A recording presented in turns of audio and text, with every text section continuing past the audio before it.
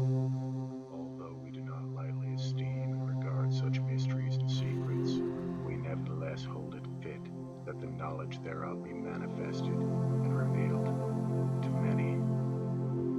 Hey everybody, this video is going to be about the true Rosicrucians. Who were they? Where did they go? And out of all the different groups claiming to be the true Rosicrucians today, are any of them telling the truth? So, you don't have to get that deep into researching the occult, researching magic, researching the Western magical tradition before you start running into this term, Rosicrucian. You'll also run into a lot of references to the Rosy Cross.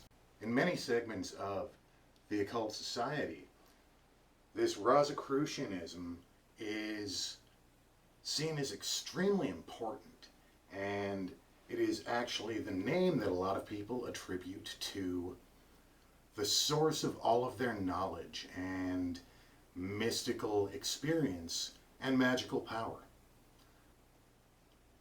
There are also several organizations today which each claim to be the genuine inheritors and true lineage bearers of the Rosicrucian Society.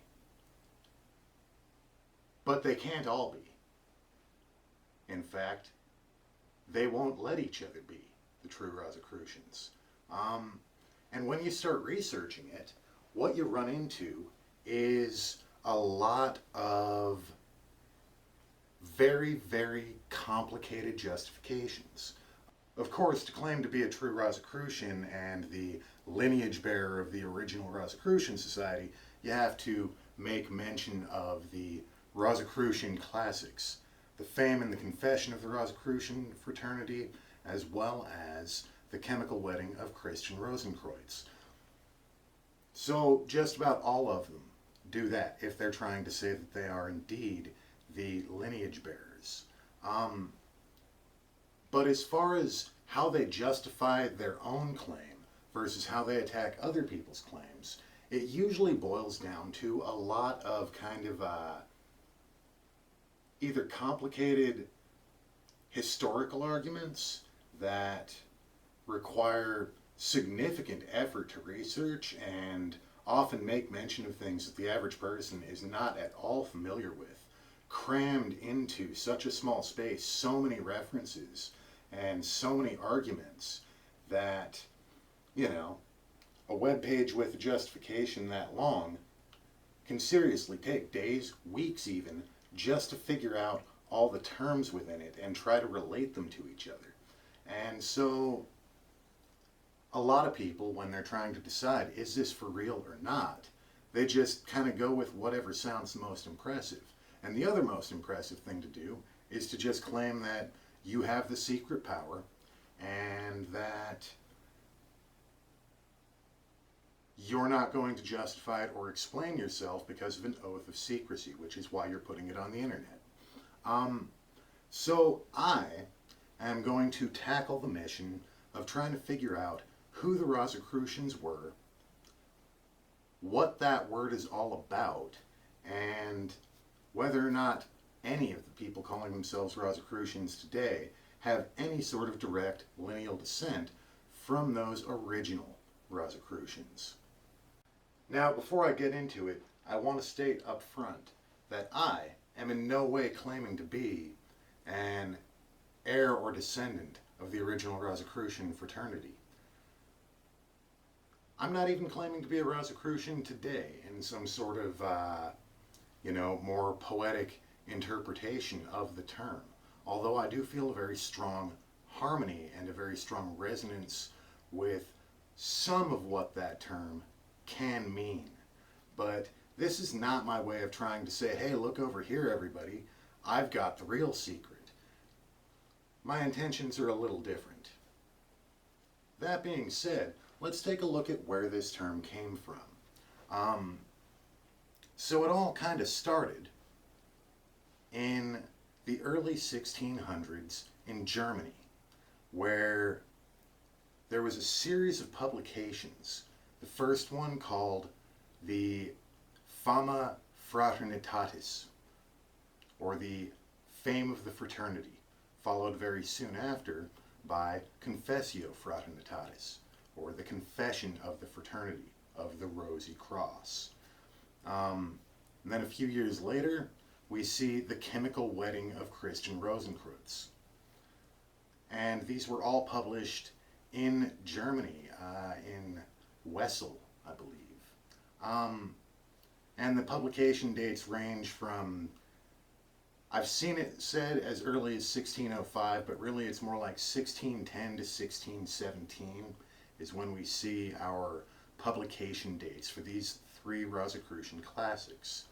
Now, they asserted the existence of a secret mystic order that had secret magical knowledge from all over the ancient world, and that the brothers of this order had power and wisdom beyond anything that people would normally expect anybody to claim to have.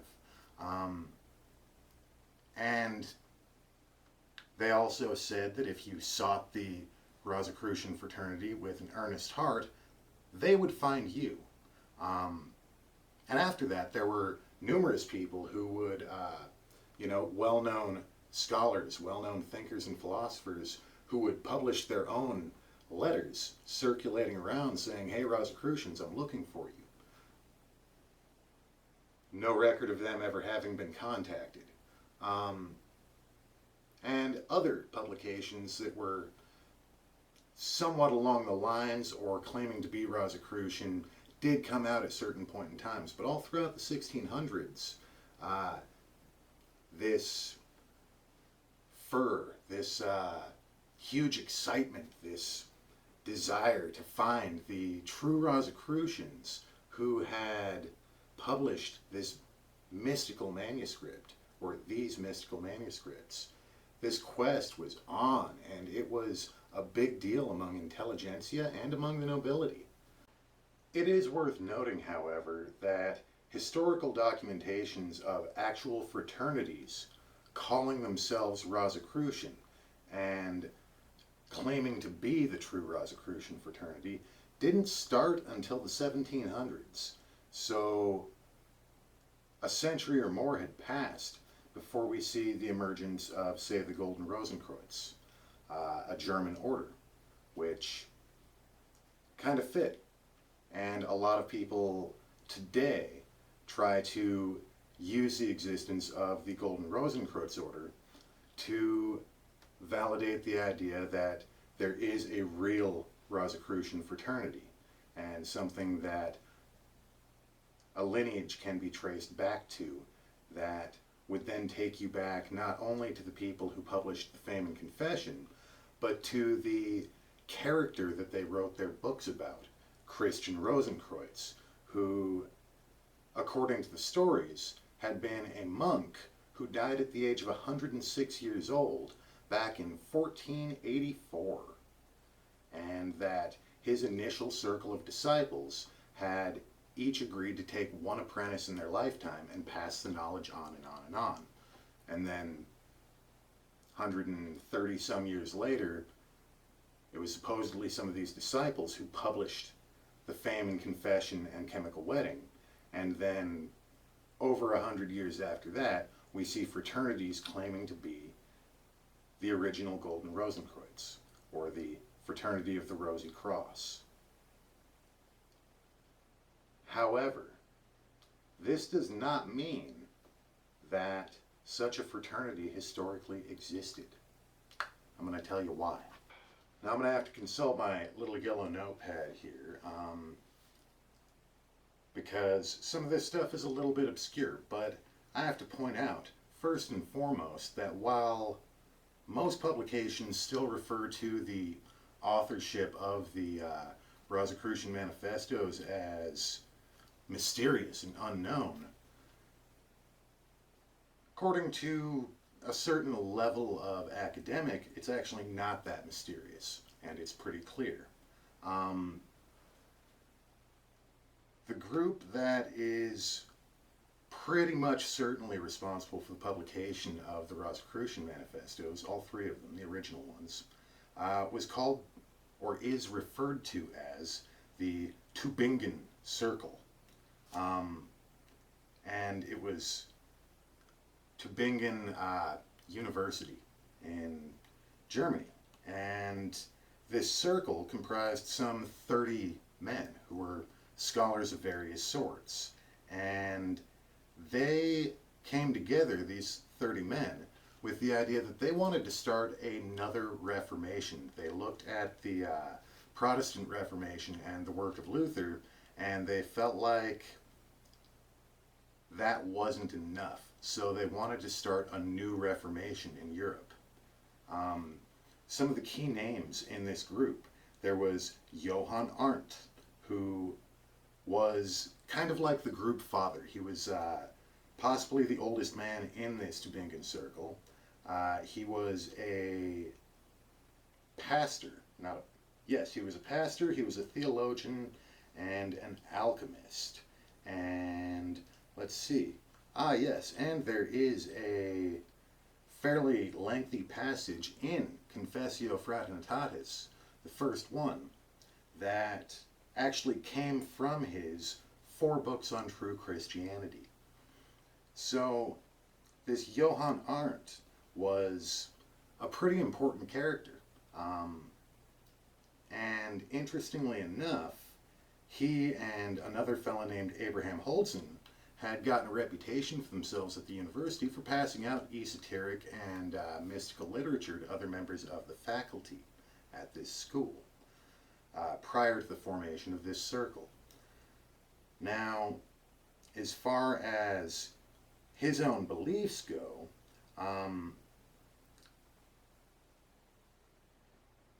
he wanted people to return to what he referred to as living faith.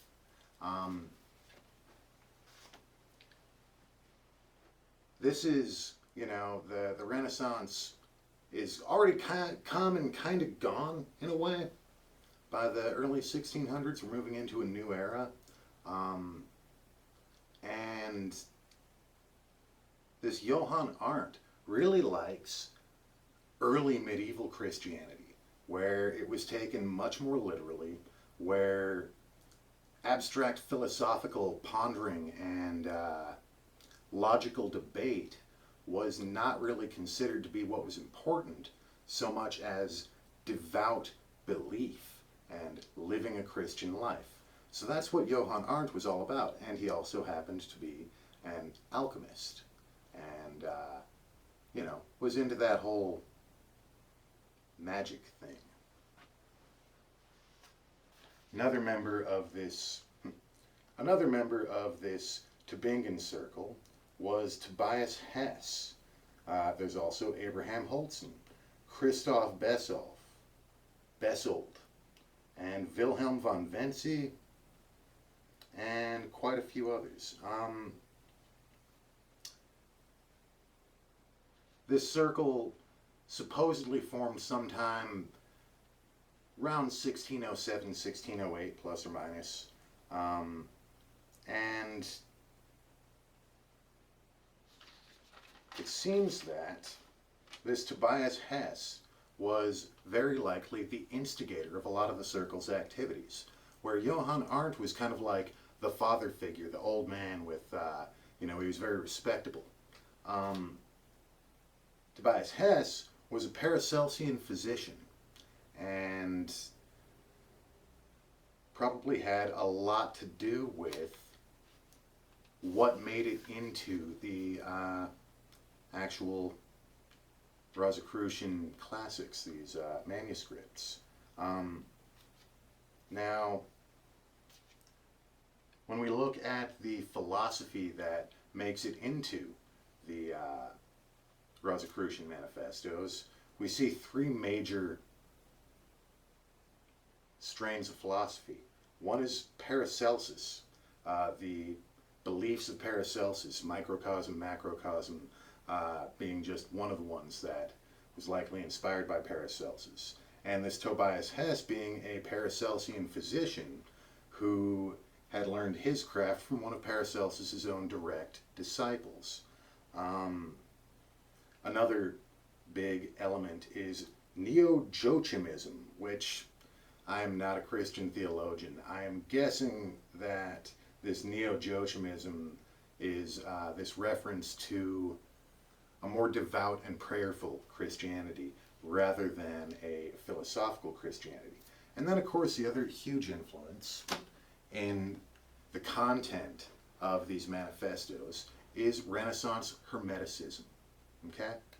So, and it's also worth noting that one member of that circle took credit for having written all three of them, and another went on record as saying that, and this was decades later, saying that the joke had gotten out of hand and that people needed to not take this Rosicrucian thing so seriously.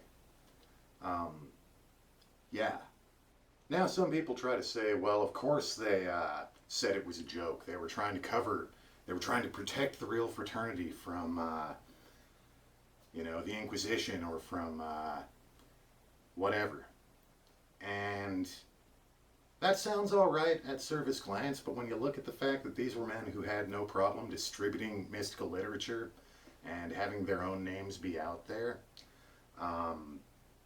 only one of them really distanced himself from it, and that's because he married into a Calvinist family and became a rather successful preacher. So he had to kind of distance himself from the hokey stuff a little bit.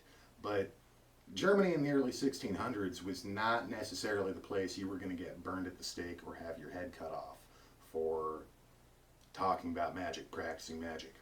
Just, that's not where we were in that era, in that place. All right? Now, as to the assertion that actual operating fraternities calling themselves Rosicrucian and initiating people as Rosicrucians didn't pop up until the 1700s. That's another one that some people might take issue with, particularly if they have an agenda, particularly if they're claiming to be the true Rosicrucian society. I think it worth pointing out, though, that one, this is not a minority opinion I'm throwing at you here. While those who want there to be a true Rosicrucian society descended from Christian Rosenkreuz, so that they can be the true bearers of that lineage, they might be very loud. They might be very invested in presenting their evidence. But their opinion is not the majority opinion at all. I'll point out that there's a book by Arthur Edward Waite about the history of the Rosicrucian fraternity. And I want to point out that Arthur Edward Waite was one of the earliest initiates of the Hermetic Order of the Golden Dawn. He personally knew William Westcott, William Woodman, and MacGregor Mathers, and devoted his entire life to the study and practice of magic. And after the schism, he ended up being a leader for many decades afterwards of the Stella Magitina. So when you hear people out there say, oh wait, he was pathologically anti-magic, didn't even believe in magic, wouldn't believe evidence if it were put right in front of his face, which is obviously why he said there were no real Rosicrucians. Not so. When I read his works, I see him talking about people with magical ability. If their magical abilities were witnessed by outsiders and confirmed by people who did not have anything to gain from making such a claim. And obviously he believed in magic enough to practice it for veritably his entire life. So I feel that a lot of people who say that Arthur Edward Waite was not really a magician, he was anti-magic, those are people who don't want to deal with the extremely well-researched and rational case that he makes for there not being a genuine Rosicrucian lineage in existence at all. He wrote a 600-page book to support that and filled it with evidence and addressed claims being made by all the big Rosicrucian names of the day.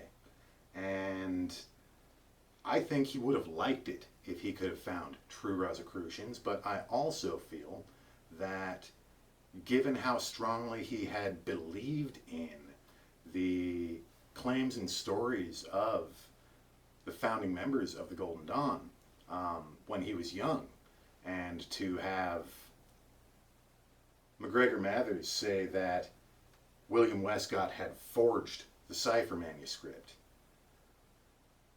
to then have MacGregor Mathers present a stage magician con artist as if she and her husband were the secret chiefs. And then, of course, that leading to the big court case and media debacle, because it turned out that one of those phony secret chiefs that Mathers believed in, or maybe just paid to make the claim, they were out raping people and using the Golden Dawn name to lure teenagers into their messed up practices. So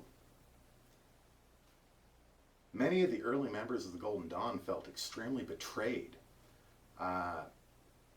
And Arthur Waite, wrote 600 pages analyzing whether or not there was any documentable evidence of the word Rosicrucian having existed at all or ever been used in that sense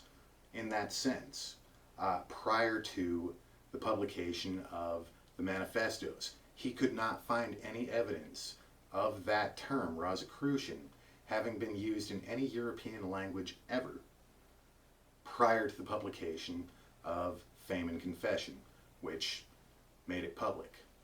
He also did not find any evidence of any fraternities even having originated in the authors of the Fame and Confession and Chemical Wedding. So some people might say, oh, he was lying because he should have been following MacGregor Mathers in the Alpha et Omega. The dedicated, lifelong magicians who refused to follow MacGregor Mathers were not doing it out of egotism. And it was not a choice they made lightly. All right? Now, that being said, there are a lot of organizations claiming to be the true Rosicrucian Society. AMORC is a big one. They have a copyright on the name even. They seem to have been founded in, 1911 maybe?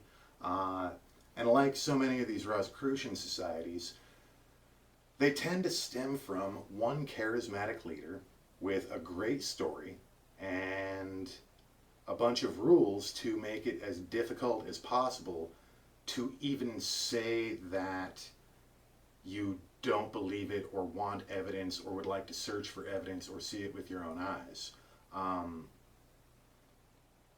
It's one of those stories that very conveniently gets told and paired with, by the way, the only evidence is oath-bound and it's above your grade, and even when you become a high-level initiate in this fraternity, you're not going to see it. End of discussion, basically. Hopefully by then you'll have grown enough in your magical power that you'll see some value in what your fraternity is all about, but maybe not. Maybe not. Another later generation dissident from the Golden Dawn families of orders was Paul Foster Case. Now, he got involved in Alpha et Omega after the whole schism, and this is when Mina Mathers was in charge of the order, and he took issue with all kinds of things. He became an adept and was something of the leader of his temple in, I think, Chicago at a pretty early period, because he was not young when he joined the Golden Dawn. He was a pretty well accomplished scholar in his own right and a devout practitioner. And the thing that bothered him the most was that he had sworn oaths based on the idea that he would get secret knowledge that he would get nowhere else. And none of it was secret. I mean, it might have been secret to them, but Kabbalah, tarot, astrology, ritual magic, these things were well published and widely published prior to 1888. You know, this isn't even a Crowley spilled all of their secrets. This is, you know, this is just known information. Stuff that was taught in universities, if you go back far enough. The only genuinely original material were the specific rituals, and those came from a group of 18th century Freemasons. Kenneth Mackenzie, Frederick Hockley, a few others who were kind of friends with William Westcott, and when Kenneth Mackenzie died, Westcott got all his stuff and found this cipher manuscript full of neat rituals. Okay? And that does not invalidate their practice in any way. I mean, it's a beautiful system. It really is. But several of the leading lights who have emerged from that system became absolutely convinced that they had been lied to when they were told that they would get secrets they could get nowhere else. So, what did these Rosicrucian manifestos actually say? Well, allow me to pull out my very ancient and mystical scroll of Scrotus, wherein are contained all of the real secrets of the Rosicrucians, even the ones not published in Fame and Confession. It's blank, people. I made it as an art project.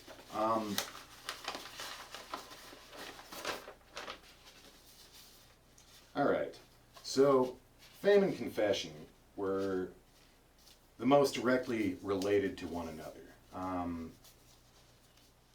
And they essentially asserted that there exists a brotherhood, a fraternity, if you will, not a sisterhood or a family, a brotherhood of Christians with mystical knowledge from throughout the ancient world, including alchemy and astrology, maybe a little bit of Kabbalah was in there, a little bit.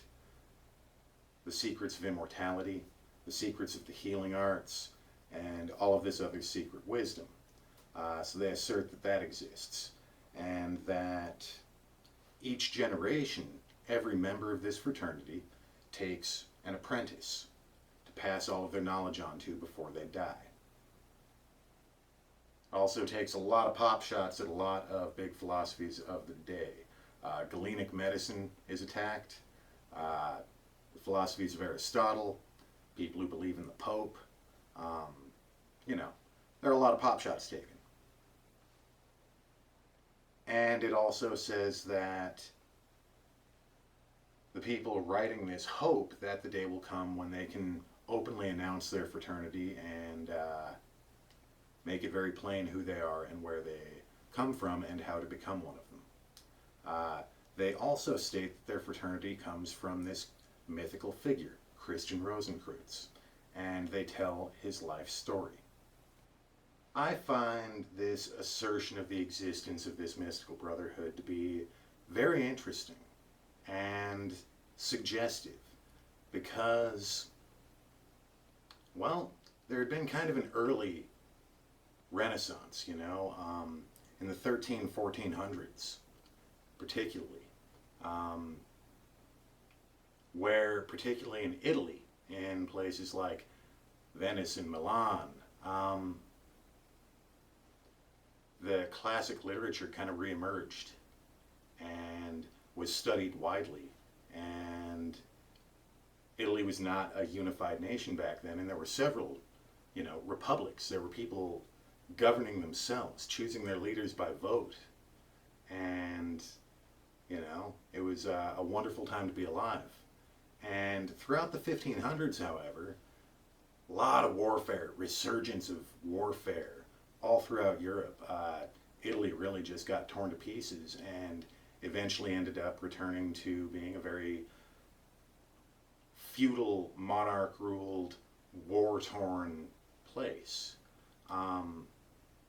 And that's just in Italy. Throughout Europe, the 1500s were a rough century. So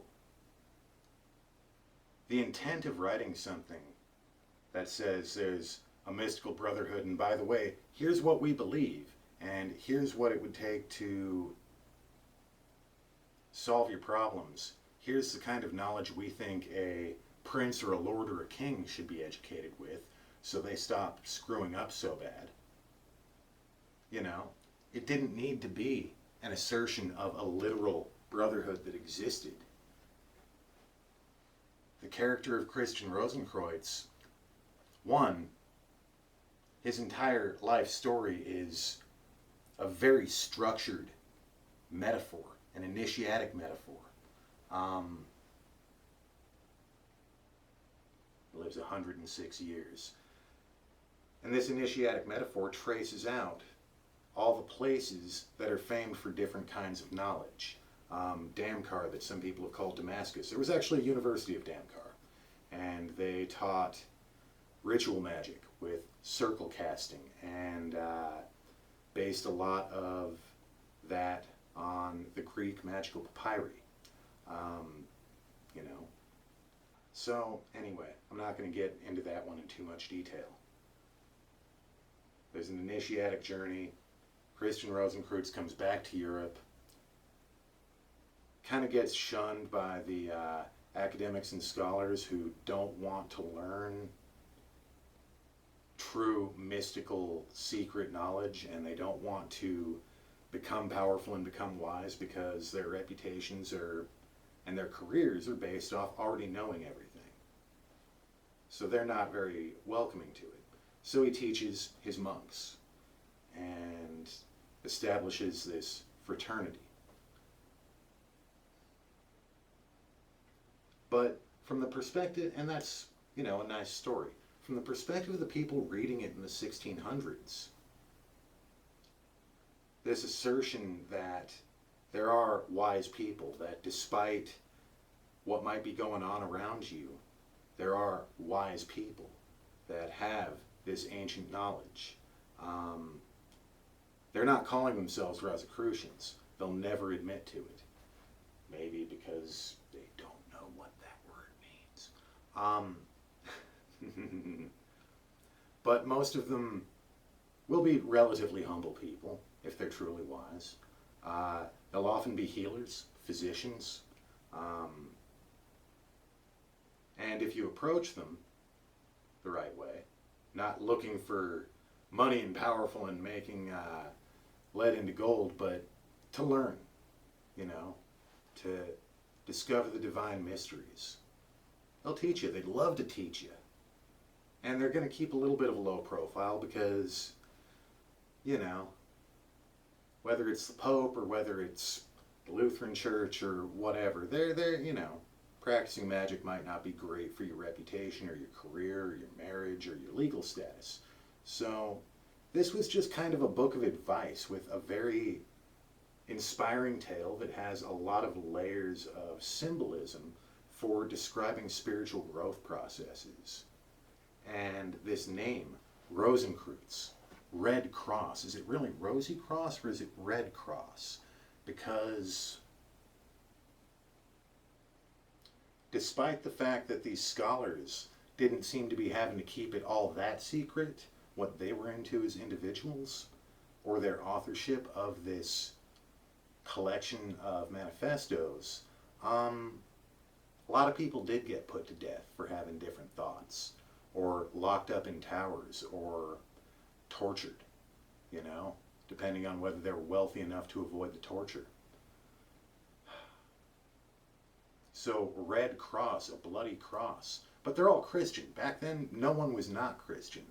So they're asserting that Christians of the bloody cross, or of the Red Cross, Christians who might suffer or die for their knowledge, are still willing to share it. And if you want to know where to find it, look for the guy who practices, oh, I don't know, Paracelsian medicine, and learn it. All right? And yeah, they did state in there that, yes, we have a secret society and we're going to announce it to the public and start recruiting people soon. Because at least some of the members of this scholastic circle were kind of revolutionaries, you know? They were looking for a big political bang, maybe start a new church, something like that. They were not looking to have it continue to be a secret society. In any case, yeah, where did they go? Don't know what happened to all their kids, but their knowledge, at least, went all over the place. Now, Fame and Confession had a lot of these obvious political overtones, had this very outrageous claim about you can join the Brotherhood of People with the magic power, and really was kind of aiming to stir things up a lot. The chemical wedding, however, I feel in my opinion, for those of us today who are engaged in esoteric and mystical pursuits, the chemical wedding is perhaps the most valuable of the three Rosicrucian manifestos, because it's not going on about the secret society. It's not going on about political changes. It's not talking about when the announcement is going to happen. What it's doing is really giving a substantial spiritual and mystical teaching through the form of a story. So the story told in The Chemical Wedding of Christian Rosencreutz is about Frater C.R.C., Christian Rosencreutz himself. And on the long term, the story, at the end, it turns out it's a fever dream. He's on his deathbed. Doesn't say he necessarily dies at the end of it, but it's implied that at 81 years old, he's near the end of his life. Right there, contradicting the claim of 106 years that basically the same writers had made just a few years earlier. So, in this fever dream, Christian Rosencreutz is at the end of his life, and an angel arrives and grants him an invitation to a royal wedding. And apparently he had known this was coming. 7 years earlier, he had known that he would receive this invitation, and yet it scared him. And he set off on this journey. And at a certain point in time, he's presented with 4 roads that can get him to this royal palace. One is a long road that, in a way, he says he's already been walking, not deviating left to right, using the compass to stay straight and sure, because on the long road, the greatest danger is to wander off the path. Then there's the short road that is very rocky and difficult, and you might not live to the end.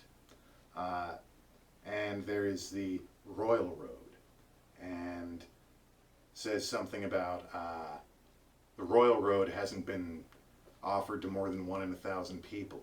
I believe that comes from Paul, biblical Paul, that 1 in 1,000 in the royal road.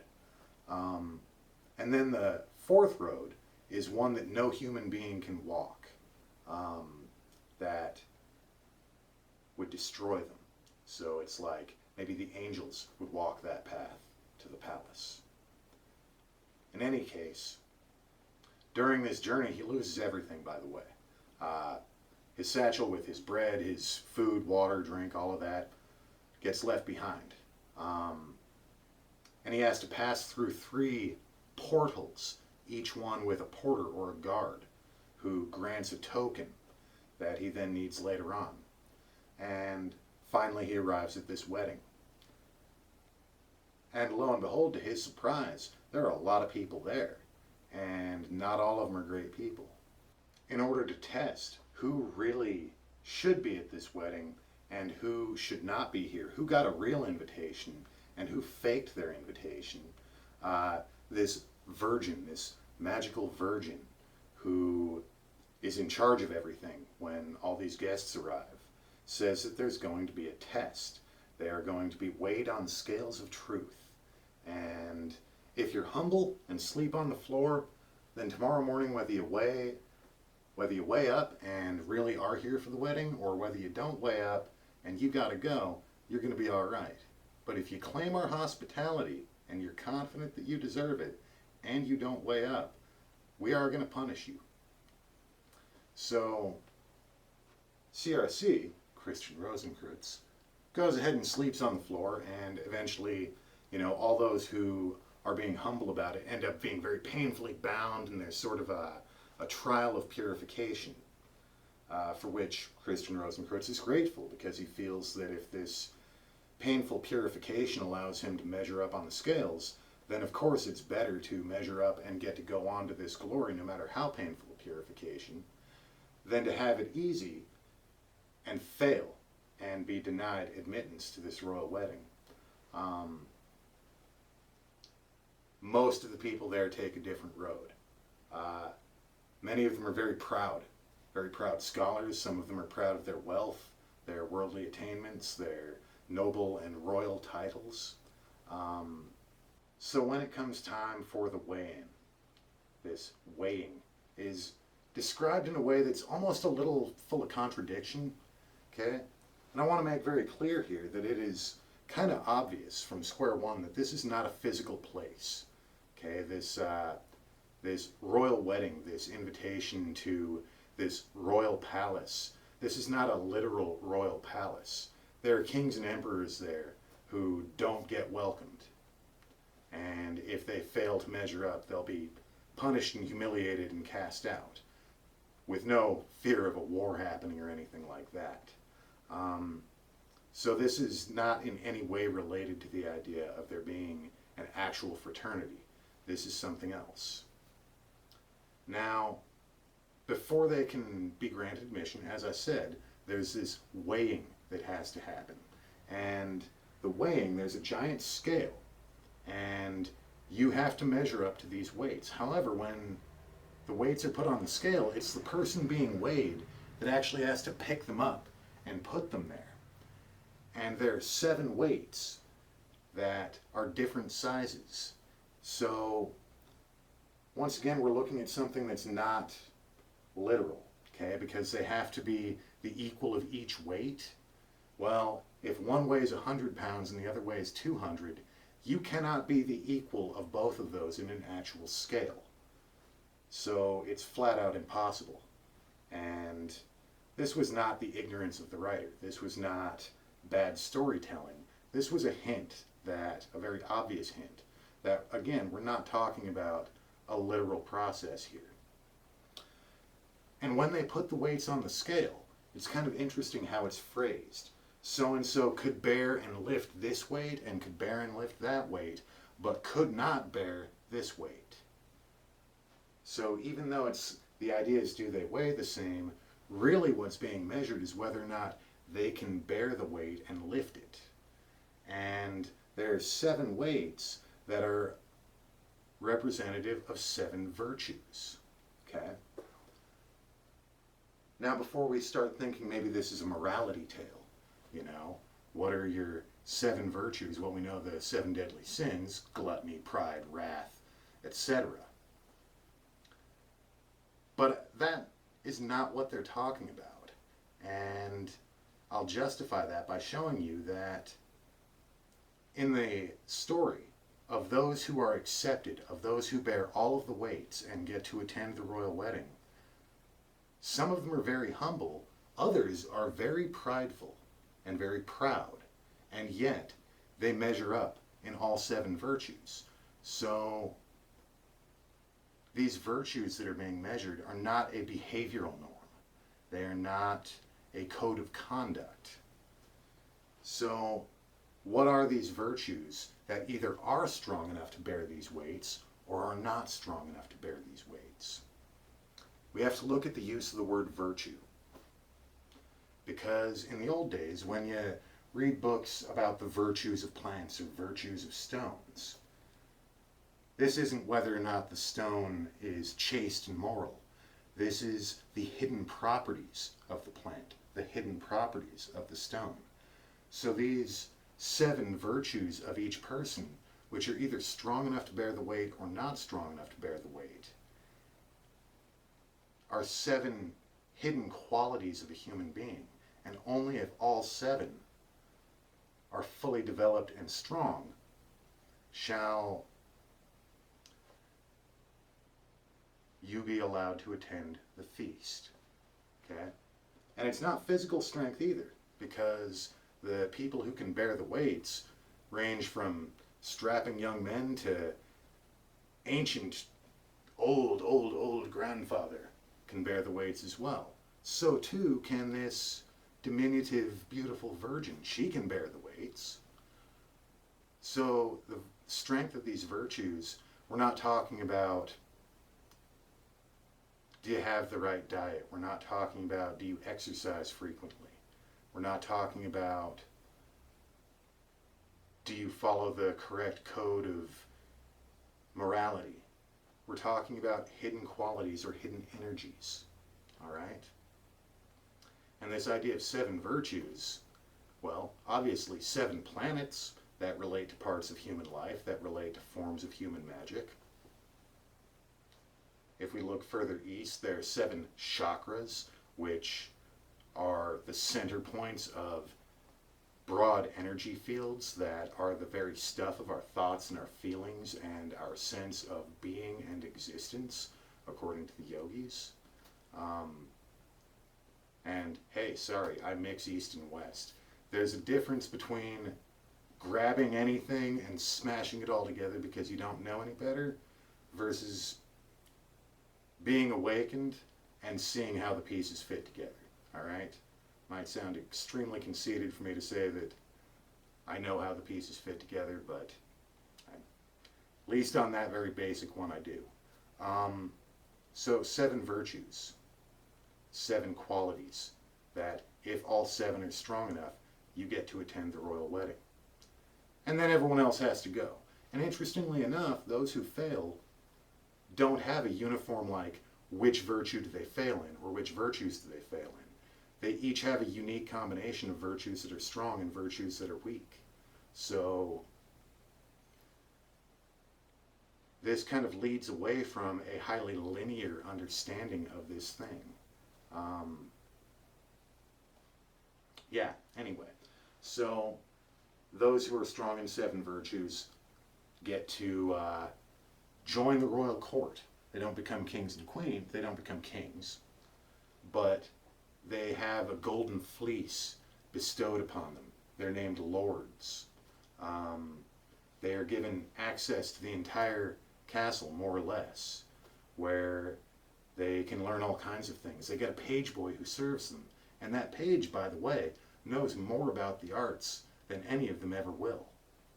So right here we have a very strong metaphor that when all 7 of your virtues are strong, then additional dignities and qualities are bestowed upon you, and the service of, well, perhaps a invisible page or a spirit who knows more about the arts than you ever will and yet serves you. This is a very strong description of a level of magical awakening. And this king and this queen to be married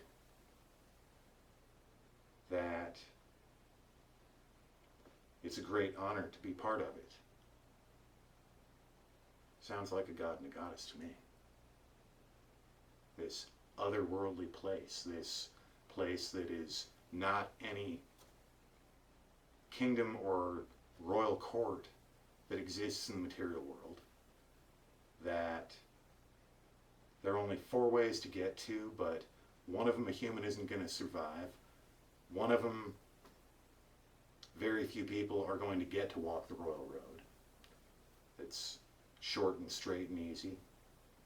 Most of us just don't have that privilege. And then there's a long and winding path that's easy to screw up and get lost and have to backtrack. And then there's a short, very rocky, difficult, and dangerous path. And when you get to the end of it, if your virtues are strong, additional dignities are bestowed upon you, and you get to participate in this royal court, which is full of ancient gods, mythological creatures, knowledge of alchemy. And then they actually go ahead and participate in this very complex alchemical slaying and resurrecting of the king and the queen. In any case, I'm not going to pick the whole bloody book apart any further than that. I recommend you read it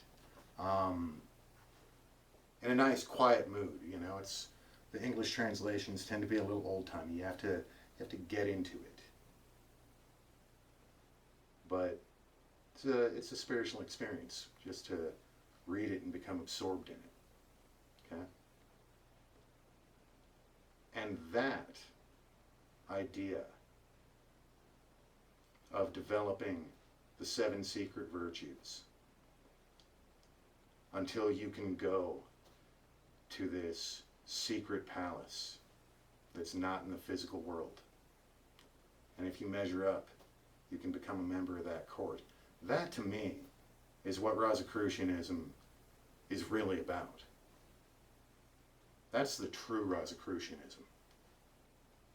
And people who come into this royal palace, this royal court, can come from all different nations, believe in different philosophies. What you do or don't believe is not actually even a condition of whether or not you get in, according to the chemical wedding. It's whether or not your virtues are strong enough to pass muster. That's it.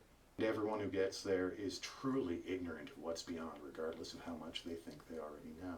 Another quality that everyone that got in there had was the ability to solve paradoxes. They each told a riddle, and the Virgin, who was their leader, told a riddle. And not all the riddles are solved in the story, but it's implied that they all can solve each other's riddles. It's implied that while it might not be a requirement to get in, everyone who does get in happens to have the ability to solve paradoxes. They have well-developed mystic virtues. They can solve paradoxes. They have dignities and rights bestowed on them. And no matter how well prepared they are, they're completely ignorant of everything that exists in that place until they get there, at which point in time, just as they're being honored as lords, they are also at the bottom of the totem pole. To me, the true Rosicrucianism is the same thing as the true Brotherhood of Light. It's the same thing as being a true wise one or a holy one. You know, when we look at fame and confession, we're looking at Christians, specifically Christian men, who have this ancient knowledge and are willing to share it, but have to be kind of secretive because it's kind of a dangerous thing to go on and on about. And they hope that someday they're going to be able to talk about it openly. Guess what? That day came and went long ago. We can talk about this stuff as openly as we want. No one's going to come and get you for believing in magic, or for practicing it, or for getting on the internet and expounding on it. All right? Their dream came true. Their desire to not have to be in secret anymore came true. Now not everyone's Christian. Myself, I am not Christian.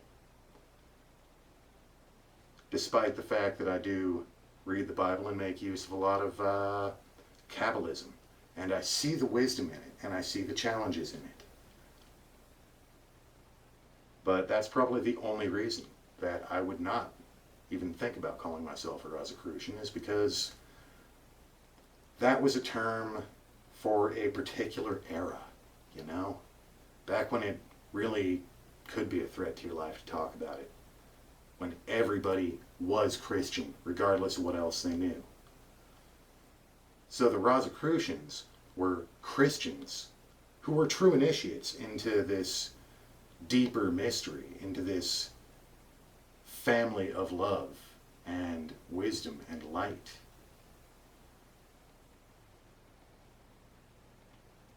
And the only true initiation, the only true admittance to the real secret order is the one that another human being cannot bestow on you, even if they can help you. Even if they can help you develop those 7 virtues, even if they can initiate you into certain knowledge or certain skill or a certain organization, whether it's a new one or whether it's actually kind of old. That true becoming is not something that any human being has the authority to dictate. They don't have the ability to grant it you, and they don't have the ability to deny it you. So, if all of that is true, and no one can guarantee me that I will be uplifted to the highest, and no one can necessarily stop me from it either, what's all this about orders and initiation? I mean, do they serve any purpose at all? Well, honestly, yes, they do. Just because another human being or a group of other human beings cannot guarantee you that you will reach the heights, that doesn't mean they can't help you get there. You know, it's kind of like science or any other academic discipline, or like ballet or gymnastics. Just because your coach can't guarantee you that you're going to be an Olympic level gymnast, because it requires a lot of effort from you, it requires your dedication, that does not mean that that coach is no good. It doesn't mean the coach doesn't serve any purpose. Just because initiations are not a replacement for your own blossoming doesn't mean they cannot help you get there. Alright? So, in making this video, I'm not telling people don't join a fraternity. I'm not telling you don't join a coven. I'm not telling you not to join the Golden Dawn, or the Ordo Templi Orientis, or the American Rosicrucians, or whoever, you know? What I am telling you is that you need to be clear on why you're getting involved. If you're looking for help with your spiritual growth, if you're looking for help in learning the arts of magic, if you're looking for initiatic experiences that will help you build up these virtues, take dormant or weak virtues and activate them and bring them to life, good. There are a lot of people who can help you with that. I can help you with that. Thousands and thousands of others can as well. Maybe millions. And it's not something that any one tradition owns. Whether it's a yoga master who helps you, whether it's a magician or a magus, whether it's a witch, whether it's a priest or a monk. The key is that in order to help you accomplish something, the people helping you, ideally, have accomplished it themselves. But even so, that doesn't mean that you can't choose to walk it alone, or go at it with some friends who, like yourselves, might be not quite there yet, but figuring it out. For myself personally, the only order I'm active in is the order that I founded, and that the students at the Indigo School are in the first generation of, and many of them are helping me create it, and it is still growing and evolving. And the only secrets that we have are the particulars of the rituals that we do, you know, and what exact training methodology we use. And the reason for keeping that secret isn't because it's some oath. It's not because it's just too good for the rest of the population.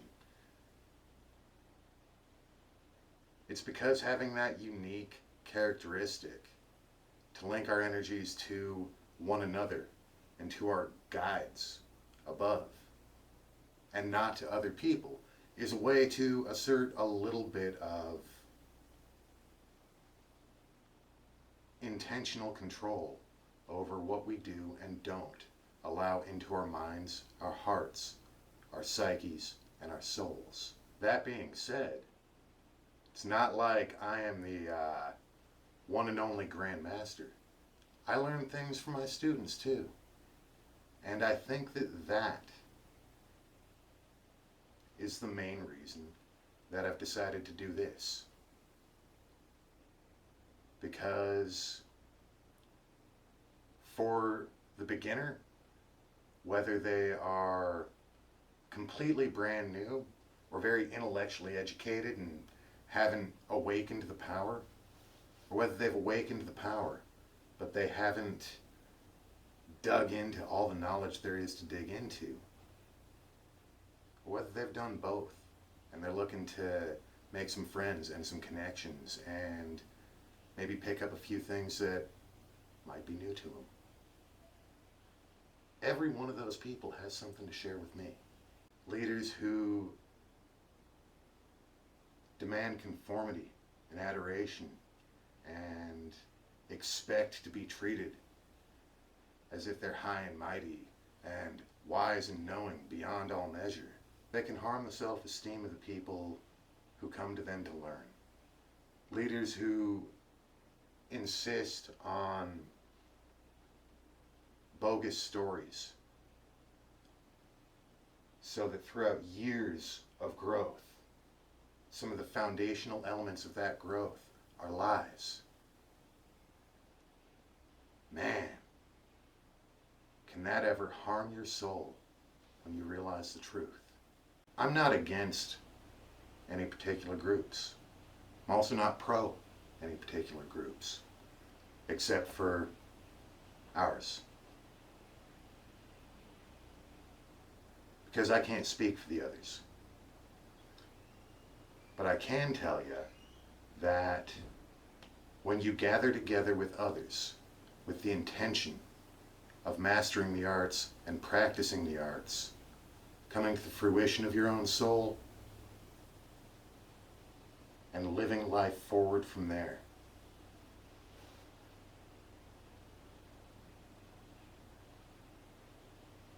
you'll learn a lot more in companionship than you do alone.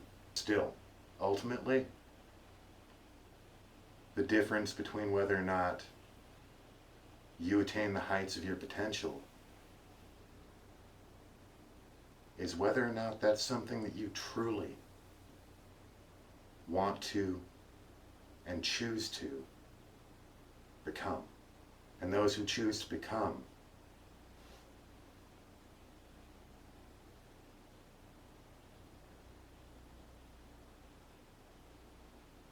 are the brothers and sisters of the only secret society that I have ever seen any value in. Because it's not human beings in control of it. It's not about your religion. It's not about what robes you wear, what handshake you use. It's about whether or not in your unfoldment You've joined in conscious communion with the other conscious beings, human and otherwise, who want the best for all who live. I don't know whether that's Rosicrucian or not, but I think that everyone who's out there looking for the real Rosicrucians, that's what they're really looking for. Many blessings, brothers and sisters, in love and in light. Hail and farewell. Until next time.